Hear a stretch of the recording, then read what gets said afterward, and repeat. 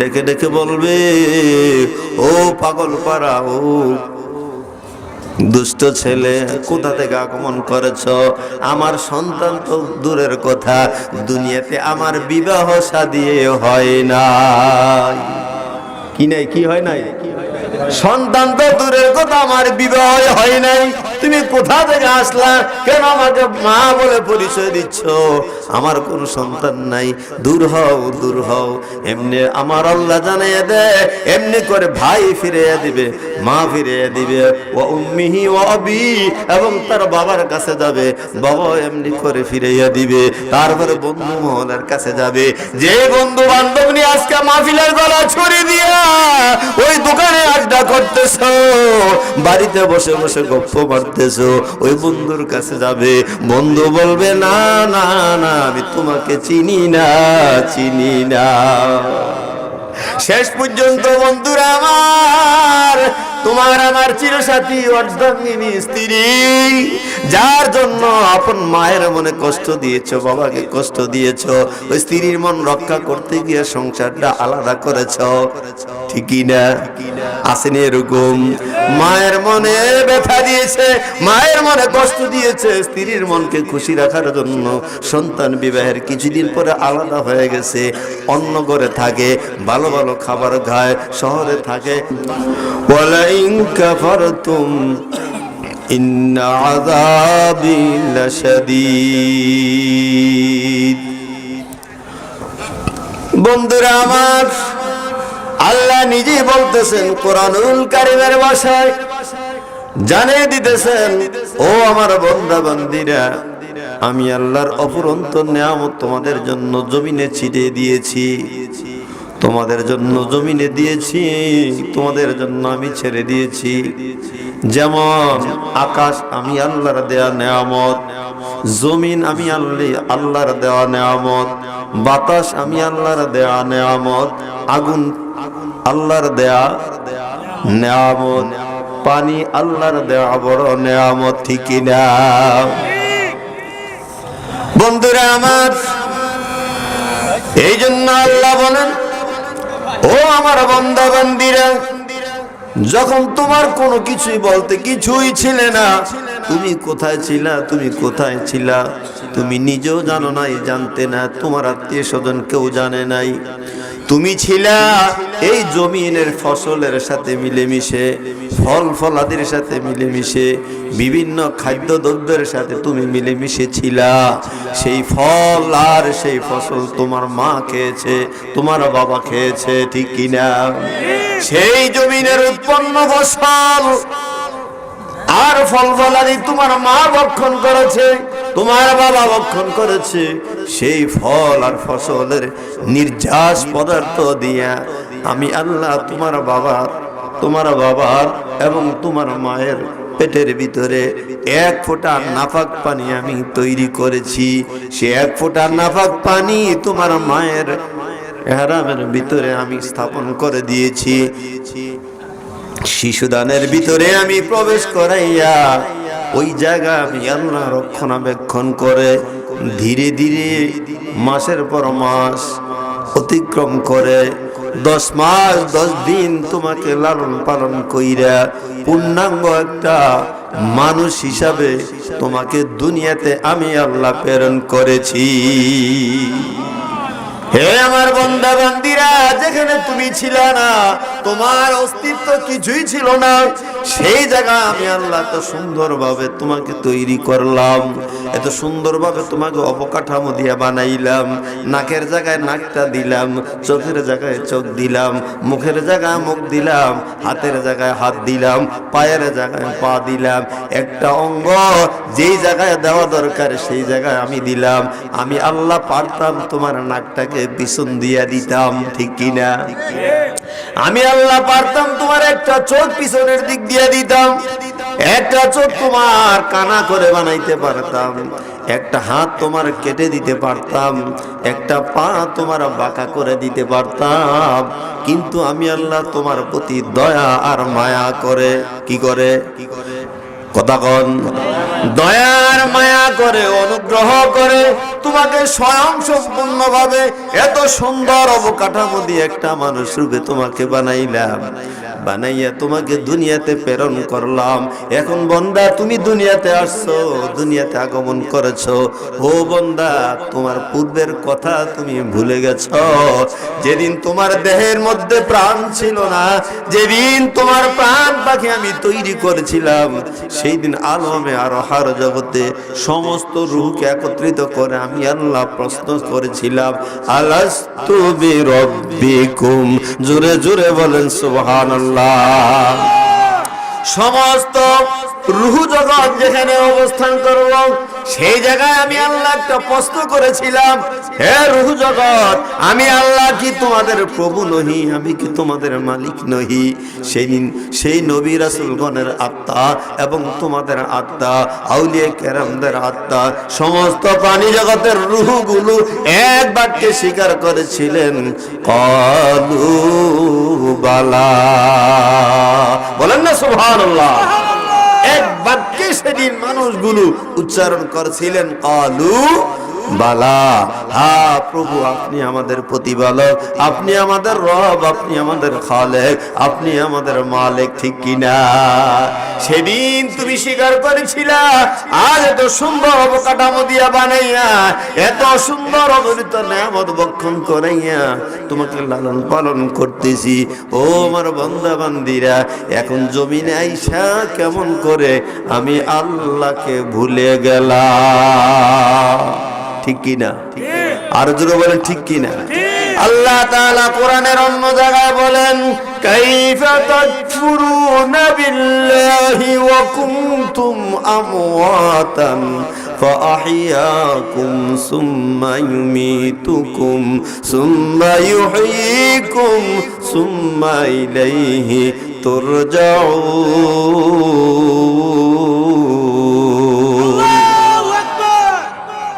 বন্ধুরা আমার, আল্লাহ স্মরণ করে দেন, তুমি কিছুই ছিলে না, সেখানে আমি আল্লাহ তোমাকে পূর্ণাঙ্গ চেহারা দিয়া, পূর্ণাঙ্গ রূপ দিয়া, পূর্ণাঙ্গ অবকাঠামো দিয়ে তোমাকে মানুষ বানাইলাম। সেই রূহ জগৎ তুমি আমি আল্লাহকে স্বীকার করেছ। এত নেয়ামত সুন্দর অবকাঠামো পাইয়া কেমন করে আজ নাফরমানি করতেছো?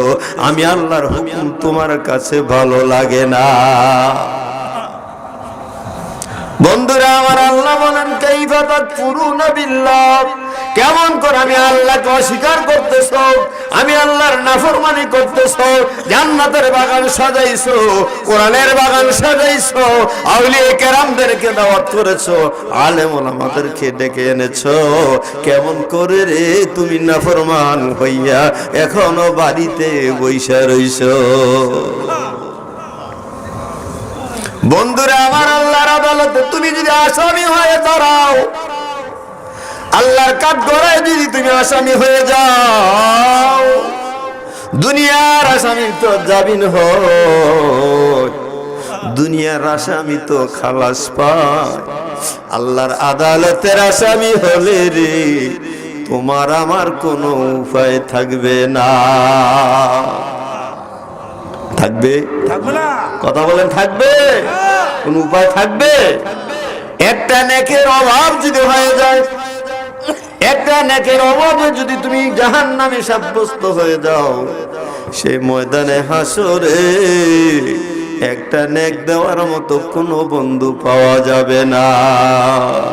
আমার আল্লাহ বলেন, ইয়াউমা ইয়াফিরুল মারউ মিন আখিহি ওয়া উম্মিহি ওয়া আবিহি ওয়া সাহিবাতিহি ওয়া বানিহি। সুবহানাল্লাহ। বন্ধুরা আমার, আল্লাহ স্মরণ করে দিতেছেন, ময়দানে হাসরে মানুষ যখন উঠবে, হিসাব নিকাশ যখন ফয়সালা হয়ে যাবে, একটা নেকের অভাব যখন হয়ে যাবে, ওই একটা নেকের জন্য মানুষ জান্নাতে যাইতে পারবে না, জাহান্নামে হয়ে যাবে। কয়টা নেকের লাগে? একটা নেকের, বেশি না। নেকি আর বদি সমান সমান। জীবনে নামাজ পড়ছেন, হজ করছেন, যাকাত দিছেন, খারাপ কাজও মাঝে মধ্যে, কথা কয় না, মাঝে মধ্যে করছেন, এবার খারাপ কাজে আর ভালো কাজে সমান সমান হয়ে গেছে। এবার সমান সমান হইলে কি পারন যাইব না একটু বেশি হওয়া লাগবে? কথা বলেন, কি হওয়া লাগবে?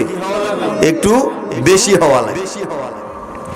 সুতরাং বেশি হতে গেলে একটা নেকের দরকার, একটা নেকের জন্য মুসিবতে পড়ে যাইবা। সেদিন ময়দানে হাসর আল্লাহর কাছে, আদালতে আল্লাহর দরবারে তুমি প্রার্থনা করবা, আল্লাহ আমাকে একটু সময় দেন, সুযোগ দেন। বলে কেন? বলে দেখি একটা নেক আমি পাই কিনা। আল্লাহ রহমানুর রহিম, বড় দয়ালু খোদা, দয়াবান, তার মনে দয়া হবে। যাও যাও বান্দা যাও, যদি একটা নেক পাও তুমি জান্নাতি হতে পারবে। দেখো তালাশ করে একটা নেক সংগ্রহ করতে পারো কিনা। সেদিন মানুষগুলো ময়দানে হাসরে ঘুরবে, ময়দানে হাসরে পাগল পাড়ার মতো ঘুরবে। আল্লাহ জানিয়ে দেয়, ইয়াউমা ইয়াফিরুল মারউ মিন আখি। দুনিয়ার মধ্যে মানুষ মানুষের কষ্ট সহ্য করতে পারে, কিন্তু আপন ভাই ভাইয়ের কষ্ট কখনো সহ্য করতে কথা কয় না, পারে না। যতই বড়, যত ঝামেলাই থাকুক, যত বিপদে হোক, যত সমস্যায় থাকুক, অন্য বাড়ির সাথে ঝগড়া লাগলে নিজের ভাইয়ের মনে আর মানাইতে পারে না, সাথে সাথে দৌড়াইয়া ভাই সামনে দাঁড়ায়। ঠিক কি না? ভাইয়ের মতো দরদি আর কেহ নাই, ভাইয়ের মতো দয়াশীল আর কেহ নাই। ভাই ভাইয়ের কষ্ট সহ্য করতে পারে না রে মুসলমান।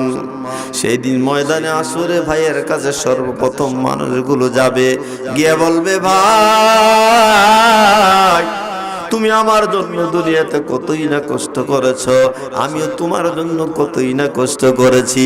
আমার বাবা শিশু অবস্থা মারা গেছে, তোমাকে লালন পালন করতে পারে নাই। ভাই আমি তোমার জন্য অনেক কষ্ট করেছি, তোমাকে লালন পালন করেছি, লেখাপড়া শিখাইছি, বিদ্যা বুদ্ধি অর্জন করাইছি, চাকরি দিয়েছি, সংসার ধর্ম গঠন করেছি, সব কিছু আমি তোমার হইয়া করলাম। আজ ভাইরে আমার, তোমার বড় ভাই, আমি একটা নেকের জন্য অভাবে পড়ে গেলাম, আমাকে একটা নেক দিয়ে আজকে ময়দানে হাসরে সাহায্য করো। সেদিন কলিজার টুকরা ভাই ভাই ভাইকে বলবে, চুহকান চুহকান, দূর হও দূর হও, তুমি কোথা থেকে আগমন? ডেকে ডেকে বলবে, ও পাগল পাড়া, ও দুষ্ট ছেলে, কোথা থেকে আগমন করেছ? আমার সন্তান তো দূরের কথা, দুনিয়াতে আমার বিবাহ শাদী হয় না। কি নাই? কি হয় নাই? সন্তান তো দূরের কথা, আমার বিবাহ হয় নাই। তুমি কোথা থেকে আসলা? কেন আমাকে মা বলে পরিচয় দিচ্ছ? আমার কোনো সন্তান নাই, দূর হও দূর হও। এমনি আমার আল্লাহ জানিয়ে দেয়, এমনি করে ভাই ফিরিয়ে দিবে, মা ফিরিয়ে দিবে, ও উম্মিহি ও আবি, এবং তার বাবার কাছে যাবে, বাবা এমনি করে ফিরিয়ে দিবে। তারপরে বন্ধু মহলের কাছে যাবে, যে বন্ধু বান্ধব নিয়ে আজকে মাহফিলের গলা ছড়ি দিয়া ওই দোকানে আড্ডা করতেছ, বাড়িতে বসে বসে গপ্প মারতেছ, ওই বন্ধুর কাছে যাবে, বন্ধু বলবে, না না না, আমি তোমাকে চিনি না, চিনি না। শেষ পর্যন্ত বন্ধুরা আমার, তোমার আমার চিরসাথী অর্ধাঙ্গিনী স্ত্রী, যার জন্য আপন মায়ের মনে কষ্ট দিয়েছো, বাবাকে কষ্ট দিয়েছো, ওই স্ত্রীর মন রক্ষা করতে গিয়ে সংসারটা আলাদা করেছো। ঠিকই না? আসেনি এরকম? মায়ের মনে ব্যথা দিয়েছে, মায়ের মনে কষ্ট দিয়েছে, স্ত্রীর মনকে খুশি রাখার জন্য সন্তান বিবাহের কিছুদিন পরে আলাদা হয়ে গেছে, অন্য ঘরে থাকে, ভালো ভালো খাবার খায়, শহরে থাকে, বাসা নিয়ে আরামে এসে থাকে, কিন্তু বাবা মাকে স্মরণ করে না। লক্ষ লক্ষ টাকা খরচ করে সংসার বানায়, সংসার গঠন করে আরামে সুখে শান্তিতে থাকে, কিন্তু মা বাবার কথা মনে পড়ে না। সেই অর্ধাঙ্গিনী স্ত্রীর কাছে যখন যাবে, ও আমার সাথী, তোমার জন্য আমার জীবন যৌবন সব শেষ করে দিয়েছি, আজ ময়দানে হাসরে মুসিবত হয়ে গেল, একটা নেকের জন্য আমি অভাবগ্রস্ত হয়ে গেলাম, জাহান্নাম সাব্যস্ত হয়ে গেলাম, একটা নেক দিয়ে আমাকে সাহায্য করো। মনে হয় দিয়ে লেগো সব দিনে, কিও কথা কন না, দিত না। আর ইডা কোন মায়ের পরনে কাপড় নাই, বাবার পরনে জামা নাই, নিজের পরনে জামা নাই। স্ত্রী যখন শাড়ির কথা বলেছে, এবার যদি শাড়ি না আনো রে, ঈদের গায়ে আগুন লাগাই দিব। তখন কি হুঁশ আসিলনি? কথা কয় না, হুঁশ ছিল। নিজের টাকা নাই, কর্জ করে হাওলাত করে বার করে লাভে আইনাও স্ত্রীর জন্য কি করেছেন, শাড়ির ব্যবস্থা করেছে। কিন্তু মায়ের পরনে কাপড় নাই। মা আগর সান্ত্বনা দিয়ে বলছে, বাবা মুসিবতে আছো, অভাবে আছো, এখন আর আমার কিছু আনা লাগবে না, ঠিক কিনা? যেই বধুর জন্য এত পেরেশান, এত পাগল ছিলা, সেই বধুর কাছে যখন যাইবা, সেই বধু সেদিন বলবে, ও দুষ্ট লোক, তুমি কোথা থেকে আসছো?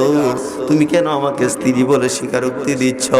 দুনিয়াতে আমার বিবাহ তো দূরের কথা, আমি কোনো স্বামীর সংসারও করি নাই, বিবাহ আমার হয় নাই, তুমি কেমন করে আমাকে পরিচয় দিতেছ? দূর হও, দূর হও, আর তোমাকে আমি চিনি না। ও বন্ধুরা আমার, সেই ময়দানে আসলে তোমার ভাই তোমাকে পরিচয় দিবে না, মা তোমার পরিচয় দিবে না, বাবা পরিচয় দিবে না, বন্ধু মহল তোমাকে পরিচয় দিবে না। যাদেরকে নিয়ে বাড়িতে বসে বসে আড্ডা করতেছো রে বন্ধু, পায়ে ধরি অনুরোধ করি জলদি করে মাহফিলে চলে আসো, এই বন্ধু তোমাকে পরিচয় দিবে না। যেই বিবির মায়া, ঘরের মায়া, এখন বাড়িতে বসে বসে গল্প করতেছো, এই বিবি তোমাকে পরিচয় দিবে না, তোমাকে সাহায্য করবে না। যে বাড়িতে বসে বসে গল্প করছো রে বন্ধু, তুমি আল্লাহ না করো, এখন যদি ইন্তেকাল করো, এই মুহূর্তে যদি ইন্তেকাল করো, দেখা যাবে কিছুক্ষণের মধ্যে রুহটা যাওয়ার সাথে সাথে খাট থেকে তোমাকে আরামের বিছানা থেকে ধরাধরি করে নামাইয়া মাটির মধ্যে শোয়া দিবে, ঠিক কিনা? আরে ঠিক কিনা? বন্ধুরা আমার, একটা মানুষ যখন ইন্তেকাল করে, যখন তার জীবনটা চলে যায়, রুহটা চলে যায়, বন্ধুরা আমার খেয়াল করো, রুহটা একদিকে যায়, আরেকদিকে সব গলে কানা ঘুষা শুরু করে, জলদি করে নিচে নামাও, নিচে নামাও, নিচে নামাও। এই জাজিমে আর রাখা যাবে না, তোষকে রাখা যাবে না, খাটের মধ্যে রাখা যাবে না, মাটিতে শোয়া দাও, পরনের কাপড়টি খুলে ফেলো, কয় কি কয় না, দাগাটা কেটে ফেলো, গড়িটা খুলে ফেলো। মহিলা হলে নাকের জিনিসটা টাই না খুলো, কানের জিনিসটা টাই না খুলো, ঠিক কিনা? নাকের জিনিস, কানের জিনিস, নাকের জিনিস, কানের জিনিস টাই না রে খুলিবে,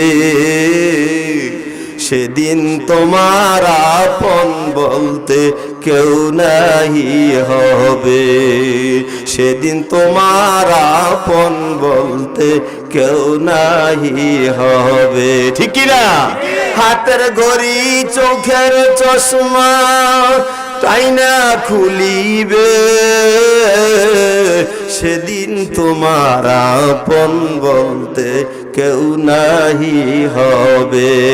রুহটা একদার দিয়া বাইর হচ্ছে, অপর ধারে দিয়া কানা ঘুষা শুরু করেছে, কোমরের ধাগাটা কেটে ফেলেছে, জামা পোশাক সবকিছু খুলে ফেলতেছে, হাতের ঘড়িটা খুলে ফেলেছে, নাকের জিনিস খুলে ফেলেছে, কানের জিনিস খুলে ফেলেছে, সাদা চাদর দিয়া তোমাকে শোয়া দিল, বালিশ নাই, বিছানা নাই। বন্ধু আমার, এই বিছানার জন্য পাগল পারা হইয়া ঘরে বৈশা রইলা, যে আরামের খাটের উপরে তুমি ঘুমাইলা, যে বিছানার মধ্যে তুমি আরাম করলা, মাত্র রুহুটা গেল বিছানা থেকে নামাইয়া, কথা কয় না, বিছানা থেকে নামাইয়া দিল, নামাইয়া দিল। এবার পাড়াপড়শি সকলকে ডাকা শুরু হয়ে গেল, কে আছো, কোথায় আছো রে, জলদি করে আসো, আসো। ছেলে বলে আমার বাবা মারা গেছে, মেয়ে বলে আমার বাবা মারা গেছে, জলদি করে আসো, তাকে আর ঘরে রাখা যায় না, রাত্র গভীর হলে আমরা ঘুমাইতে পারবো না, ঘরে থাকতে পারবো না, ঠিক কিনা? জলদি করে তাকে দাফন কাফনের ব্যবস্থা করো। আধা ঘন্টার সময়ের ভিতরে বন্ধু ঘর থেকে দরাদরি করে বাহির করে দিল, ঠিক কিনা? ও বন্ধু 5 মিনিটের পরে বিছানা থেকে নামাইয়া দিল, আধা ঘন্টা পরে ঘর থেকে বাহির করে দিল, গরম পানি দিয়া গোসল করাইল, সাদা মার্কিন কাপড় পরাইয়া 3টা বান দিয়া তোমাকে লজেন বানাইয়া দিল। বন্ধুরা আমার 1 ঘন্টা পরে এলান হয়ে গেল জানাজা হবে। কে আছো জলদি করে জানাজায় শরীক হয়ে যাও। 1 ঘন্টা পরে সারি সারি দাঁড়াইয়া জানাজার নামাজ কমপ্লিট করলো। এখন আর তোমাকে বাড়িতেও রাখতে দিল। কথা কয় না, বাড়িতে রাখতে বাড়িতে রাখতে দিল না। বন্ধুরা আমার 1 ঘন্টা পরে জানাজা শেষ করে তোমাকে ধরাধরি করে তোমার ছেলে, তোমার নাতি, তোমার ভাই, আপনজন যারা তারাই তোমার খাটিয়া বহন করলো। তারা ঠিক কি না? যাদেরকে তুমি আপন ভেবেছ ওই আপন ভাই তোমার খাট কাঁধে বহন করে রওনা করেছে। তোমাকে ধরাধরি করে কবরস্থানে নিয়ে গেল। কবরস্থানে নামাইয়া 1-2 ঘন্টার মধ্যে মাটি দিয়া ফেললো। মাটির মধ্যে রেখে দিয়া কবর সমাপ্ত করে তারা দোয়া করলো। তারপর নিজ নিজ বাসায় চলে গেল। বন্ধু 2 ঘন্টা সময়ের ভিতরে এই বাড়িতে তোমাকে থাকতে দিল না। ঠিক কিনা আমার বন্ধুরা বাবারা? এখনো যেই বাড়িতে বসে রইলা এখনো তোমার মনে পড়ে না এই বাড়ির মালিক তোমার দাদা ছিল। ঠিক কিনা?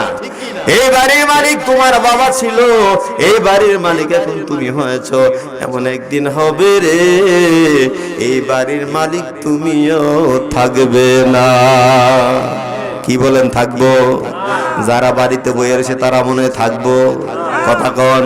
কারণ যদি তারা এই কথাটা মনে করতো যে মরণ তো হবে, মরণ তো লাগবে, হতে পারে কালকে সকালে আমার জানাজার ডাক হয়ে যাবে, এই কথা যদি তাদের স্মরণ থাকতো তাহলে এখনো মুসলমান বাড়িতে বসে থাকতে পারতো না। ঠিক কিনা? আল্লাহর ওলিকে ডাইকা, আল্লাহর ওলিদেরকে দাওয়াত কইরা, ওলামায়ে কেরামদেরকে ডাইকা জান্নাতের বাগান সাজাইয়া জান্নাতের বাগানে যারা আসতে পারলো না তাদের মতো হতভাগা কপাল পোড়া এই আল্লাহর জমিনে আর কেহ কথা বলে না। আর ঘুমাননি কোন তো আওয়াজ দিয়েন, জিকির করেন লা ইলাহা লা ইলাহা, আরো জোরে আরো জোরে, লা ইলাহা লা ইলাহা আসমান জমিন গায়রুল্লাহ, দরগা দরগা গায়রুল্লাহ, আমাদের মাবুদ এক আল্লাহ, বলো লা ইলাহা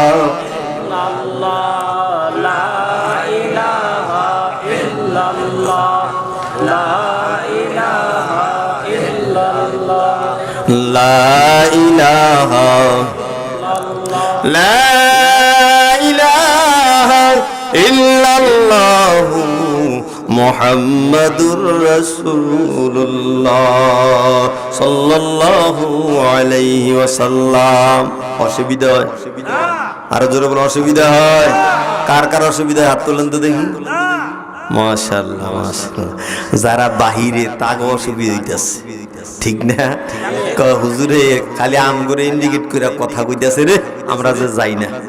আরে ভাই ঠিকই তোমাদেরকে ইন্ডিকেট করে বলতেছি, আমরা এতগুলো মানুষ জান্নাতের বাগানে, আমরা জান্নাতের লঞ্চের মধ্যে বসে আছি, আর তোমরা এই জান্নাতের লঞ্চ ছাইরা জাহান্নামে বসে আছো।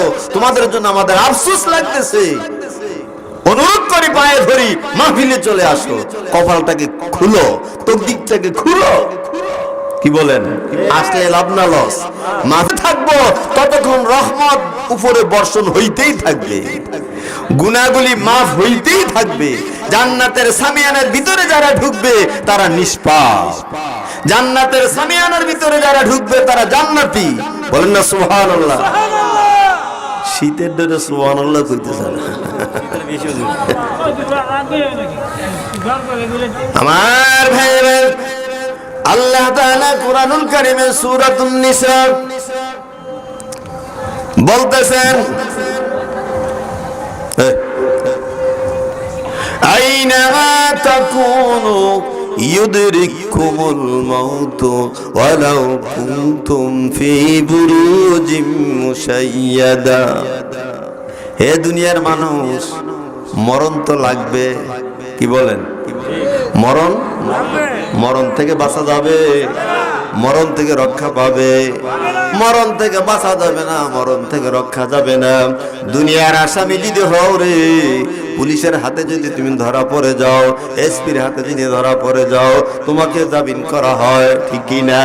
তোমাকে জামিন দেওয়া হয়, সময় দেওয়া হয়, কিছুদিন হয়তো সাজা দেওয়া হয়, তারপরে তোমাকে খালাস দেওয়া হয়। বন্ধু আমার, আজরাইল যখন আসবে রে, আজরাইল যখন তোমাকে ধরে ফেলবে, সেদিন তোমাকে আর রক্ষা করা হবে না, ঠিক কিনা?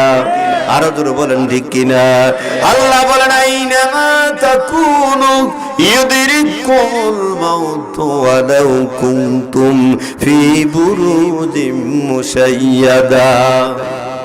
অন্য জায়গায় আল্লাহ বলেন কুল্লু নাফসিন যায়িকাতুল মাউত।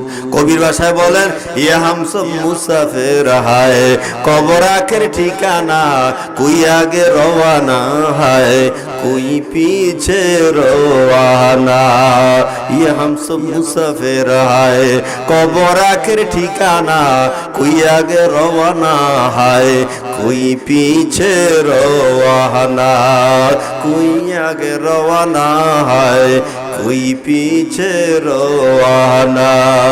জিন্দিগি ও জিন্দিগি ও জিন্দিগি, জিন্দিগি থাকিতে কর বন্দিগি, জিন্দিগি থাকিতে কর বন্দিগি।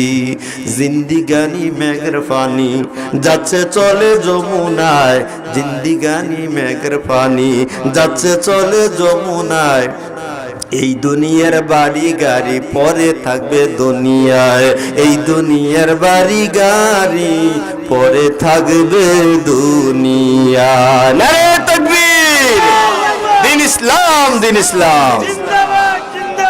বন্ধুরা আমার, একটু স্মরণ করেন, যেই বাড়ির মালিক আমি ছিলাম না, যেই বাড়ির মালিক আমার বাবা ছিল না, যেই বাড়ির মালিক আমার দাদা ছিল না, ক্রমান্বয়ে বাড়ির মালিকানা পরিবর্তন হইতেছে কিনা? আরো জোরে বলুন হচ্ছে কিনা? এমন একদিন থাকবে, এমন একদিন হয়ে যাবে, আমি ওই বাড়ির মালিক থাকবো না, আমার ছেলে বাড়ির মালিক হয়ে যাবে, ঠিক কিনা? হযরত ইব্রাহিম ইবনে আদহাম মুলুকের বাদশা ছিল, সেই রাজদরবারে বসে বসে গল্প করতেছেন, বন্ধু মহলকে নিয়ে কথা বলতেছেন। এমনি মুহূর্তে বাড়ির দরজায় একজন মুসাফির আসলে, মুসাফির আইসা ডাক দিয়া বলে, হে মুসাফির খানা, হে মুসাফির খানার মালিক, কে আছো রে? হে বাড়ির মালিক কে আছো? আমি তোমার মুসাফির খানায় একটা রাত্র থাকতে চাই। কি কয়? বাড়ির মালিক কে আছো রে? এই মুসাফির খানা আমি একটা রাত্র থাকতে চাই। কথাটা যখন রাজার মাথার মধ্যে গেল, রাজার কানের মধ্যে গেল, বাদশার কানে যখন বুঝলো, বাদশাহ হঠাৎ বিচলিত হয়ে গেল। কে এমন সুরে ডাক দিল? কে এই রাজদরবার রাজপ্রাসাদকে মুসাফির খানা বলে আখ্যায়িত করলো? মনের ভিতরে রাগ হতে শুরু করলো, গুসা হয়ে গেল, এটা রাজদরবার, রাজ সিংহাসন, কে মুসাফির খানা বলে আখ্যায়িত করলো? ইগন রাজ দরবার যেখানে রাজার মজলিস কত দামি, হ্যাঁ ঠিক না? আর একটা মুসাফির খানা, এটা কেমন কথা? একেবারে অবহেলিত না? কথাটা রাজার কানে যখন পুষলো, তার ভিতরে একটু রাগ হয়ে গেল। এবার তার সঙ্গী সাথী দারোয়ান যারা আছে ডেকে তাদেরকে পাঠালো, যাও ওই দরজার সামনে গিয়ে দেখো কে যেন হাত মারছে, কে যেন বলতেছে এটা নাকি মুসাফির খানা, মুসাফির খানা সে থাকতে চায়, দেখো কে তার এত বড় সাহস, রাজ দরবারকে সে মুসাফির খানা আখ্যায়িত করেছে, তাকে নিয়ে আসো। দারোয়ান গেল, গিয়া দেখলো মুসাফির একজন দরবেশ মানুষ। এই দারোয়ান যখন দেখলো, তাকে বলল, তুমি কে, কোথা থেকে আগমন করেছো?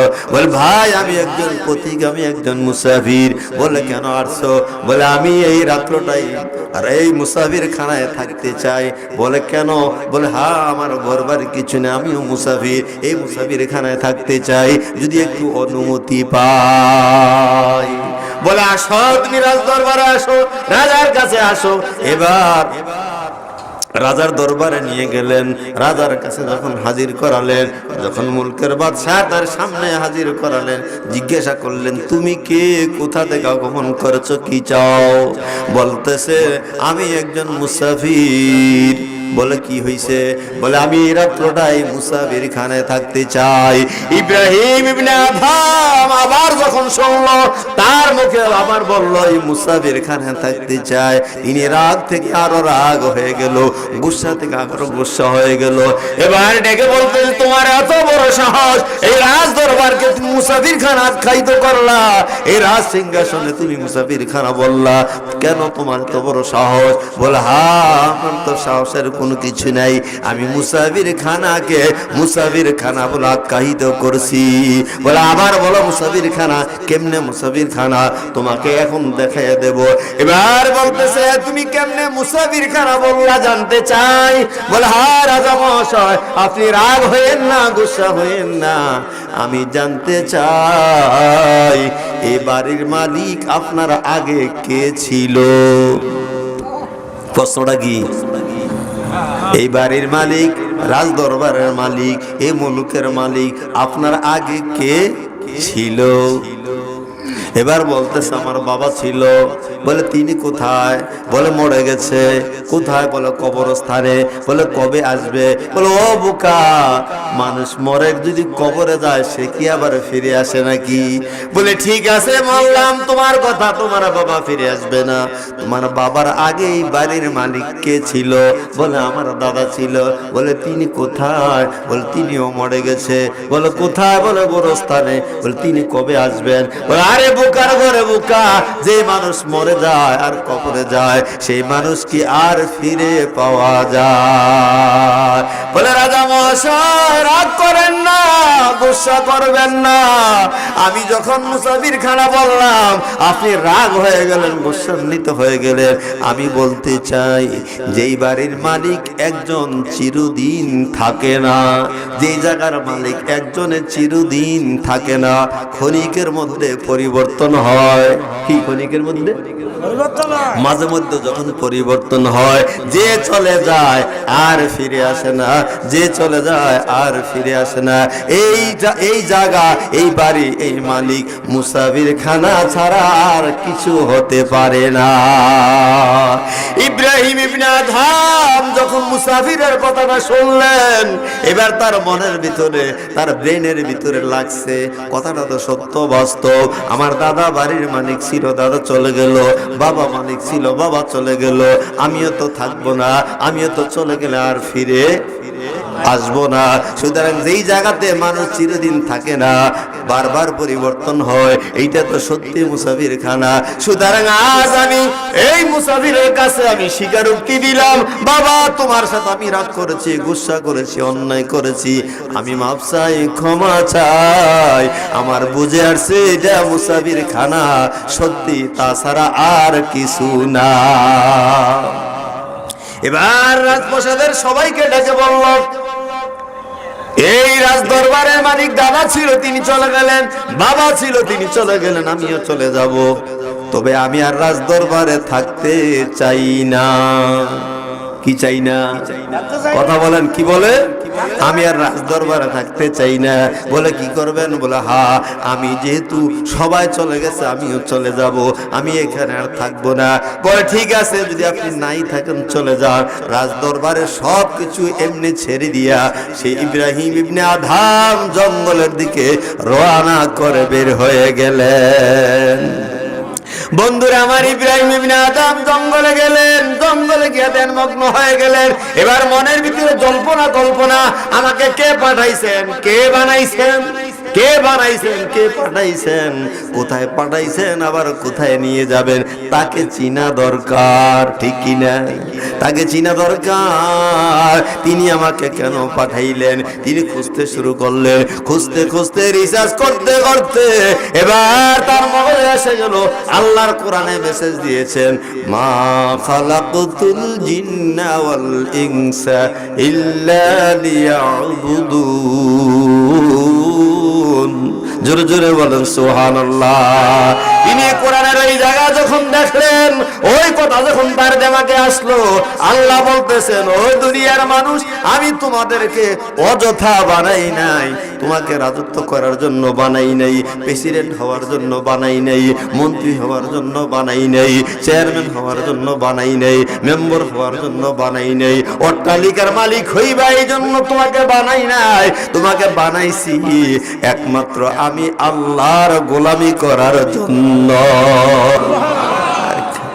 বিরিয়ানি হয়ে গেছে, বেশি দেরি তো হবে না। সুবহানাল্লাহ অনেক ছেড়ে দিছে, কেমনে হইব কোন? প্রধান বক্তা রয়ে গেছে। এখনো যদি আপনারা সুবহানাল্লাহ ছেড়ে দেন তো এই বিরিয়ানি কার লাগা? এই যে সারা মাদান চিল্লাইছেন অনেকে, কি পাইছেন? এক কাপ চা, ঠিক না? আর 3 ইঞ্চি একটা কি বিড়ি বিড়ি বিড়ি, এইটা লাইয়া নাই চাইছেন মাদান যে আরো নাচবেন এই সামনের 14 দিন, ঠিক না? একের 14 দিন সামনের দিকে নাচবেন। এ ভাওয়ার মধ্যে পাইবেন কি? একটা বিড়ি আর এক কাপ গরম পানি। অনেকের ভাগ্যে এটাও জুটে না, অনেকের ভাগ্যে এটাও কি জুটতো না। কিন্তু আল্লাহর জান্নাতে বসলে লাভ না লস? আরে তোর লাভ না লস? এবার ইব্রাহিম আদম যখন বুঝে গেলেন, আল্লাহ বলেছেন আমি মানুষকে বানাইছি একমাত্র আমি আল্লাহর গোলামি করার জন্য, আমি আল্লাহর বন্দেগী করার জন্য, তিনি ধ্যানে মগ্ন হয়ে গেলেন। এবার আল্লাহকে ডাকতে শুরু করেন, আল্লাহু আল্লাহ আল্লাহু আল্লাহ। আরে ধরে আরে ধরে, এদিকটা কয় না, এদিকটা কয় না। আল্লাহু আল্লাহ আল্লাহু আল্লাহ আল্লাহু আল্লাহ আল্লাহু আল্লাহ আল্লাহু আল্লাহ আল্লাহু আল্লাহ আল্লাহু আল্লাহ আল্লাহু আল্লাহ আল্লাহু আল্লাহ আল্লাহু আল্লাহ লা ইলাহা ইল্লাল্লাহু মুহাম্মাদুর রাসূলুল্লাহ সাল্লাল্লাহু আলাইহি ওয়াসাল্লাম। ইব্রাহিম আদম জঙ্গলে আল্লাহর নামের জিকির করে একবারে তিনি রাস্তা অতিক্রম করে চলতেছেন, আল্লাহকে কোথায় পাওয়া যাবে তিনি এমনি করে রাস্তায় হাঁটতেছেন, দরিয়ার কিনারা দিয়ে হাঁটতেছেন। হাঁটতে হাঁটতে গিয়া এক নদীর কিনারে বসে বসে একটু বিশ্রাম করতেছেন। এমনি সময় তার বন্ধু মহলের 2 জন সাথী তাকে চিনে ফেলেছে। ওই দরিয়ার কিনারায় ওই নদীর কূলের মধ্যে বসে বসে সে কাপড় সিলাই করতেছে। কি সিলাই করে? ওই যে গায়ের সামান্য কাপড় লইয়া গেছে, এটা পুরানো হাইরাও গেছে। এবার গাছতলায় বসে একটু বিশ্রাম করতে, এবার এই সিরাটারে তিনি কি করতেছেন? সিলাই করতেছেন। ছোট্ট একটা সুই সংগ্রহ করে সিলাই করতেছে। এবার তার সাথী যারা পরিচিত, এবার দেখলো নদীর তীরে ওই ইব্রাহিম ইবনে আদম বসে বসে কাপড় সিলাই করতেছে। তার পাশে ঈসা দাঁড়াইছে, দাঁড়াই আফসোস করে, হায় রে, মুলকের বাদশাহ যিনি ছিলেন তিনি আজ কোন বস্তু পাইলেন, কি সাধনা করলেন, কি পাইয়া তিনি এই দরবেশি হালাতে ঘুরতেছেন আর এখানে বসে বসে কাপড় সিলাই করতেছেন। এই কথা কইয়া যখন তার পাশে দাঁড়াইছে, এবার বলতেছে, তোমরা কি বলেছ? বলে, হে রাজা মহাশয়, আমরা জানতে চাই, আমাদের মনে কৌতূহল জাগছে, আপনি কি চাইলেন আর কি পাইলেন, কেন আপনি এই দরবেশি অবস্থা গ্রহণ করলেন? বলে, আমি কি চাইছি আর কি পাইছি তোমরা জানতে চাও? বলে, হ্যাঁ, আমরা একটু জানতে চাই। বলে, এই দেখো, তোমাদেরকে দেখাইতেছি। সাথে সাথে হাতের সুইটা উড়া দিয়া নদীর মধ্যে ফালাইয়া দিছে। জোরে কন্যা সুবহানাল্লাহ। হাতের ছোট্ট সুই নদীর মধ্যে ফালাইয়া দিছে। ফালাই দেওয়ার সাথে সাথে এবার ডাক দিয়া বলতেছে, হে নদীর মাছ, হে নদীর মাছের মালিক, এই সাগরের মালিক, পানির মালিক, আকাশের মালিক, জমিনের মালিক, আমি ইব্রাহিম ইবনে আদমের মালিক, আমি তোমার কাছে আমার হারানো সুইটা চাই। আর জোরে বলেন না সুবহানাল্লাহ। ইব্রাহিম ইবনে আদম সুইটা পানিতে ফালাইয়া এবার বলতেছে, আমার সুই আমাকে দিয়া দাও। সুবহানাল্লাহ কয় না? আমার সুই আমাকে দিয়া দাও। আল্লাহ সাথে সাথে নির্দেশ দিলেন, হে দরিয়ার মাছ, আমার বন্ধু ইব্রাহিম ইবনে আদমের জন্য সুই নিয়ে যাও। প্রত্যেকটা মাছ, অগণিত মাছ, প্রত্যেকের মুখে এক একটা সুই ফালাইছে। কয়টা? এইবার প্রত্যেকটা মাছের মুখের ভিতরে কয়টা সুই? এক একটা সুই। অগণিত মাছ হাজির হয়ে গেল, সকলের মুখে শুধু সুই আর সুই। ইব্রাহিম ইবনে আদম ডেকে বলতেছে, আল্লাহ, তোমাকে রাজি আর খুশি করার জন্য রাজ দরবার ছেড়েছি, সিংহাসন ছেড়েছি, এই দরবেশি হালাতে আমি রূপ নিয়েছি। ও আল্লাহ, আমার এত সুইয়ের দরকার নাই, যে সুইটা ফালাইছি ওই সুইটাই আমাকে দাও। বন্ধুরা আমার, ইব্রাহিমের কথা মনে আল্লাহ শোনে না? কথা করে শুনবো নি? ইব্রাহিম ইবনে আদমের কথা আল্লাহ শুনেছেন। এবার আল্লাহ ডেকে বলতেছে, ও নদীর মাছ, আমার বন্ধু যেই সুইটা ফালাইছে ওই সুইটাই তুমি দিয়া দাও। যেই সুইটা ফালাইছে ওই সুইটা নিয়ে একটা মাছ তার সামনে হাজির হয়ে গেল। সাথী যারা ছিল এবার তাদেরকে বুঝাইতেছিল, দেখো, আমি ইব্রাহিম ইবনে আদম রাজ দরবারে যখন ছিলাম, আমার কথা একটা পশু পাখিও বুঝে নাই, একটা মানুষও শোনে নাই, কিন্তু আমার মাওলা আমাকে বানাইছে, আমার আল্লাহ আমাকে বানাইছে আদর আর মায়া কইরা। আমি এমন সাধনা করতেছি, এমন পথে চলতেছি, যে পথ অনুসরণ করে আমার মাওলাকে রাজি কইরা ফেলাইছি।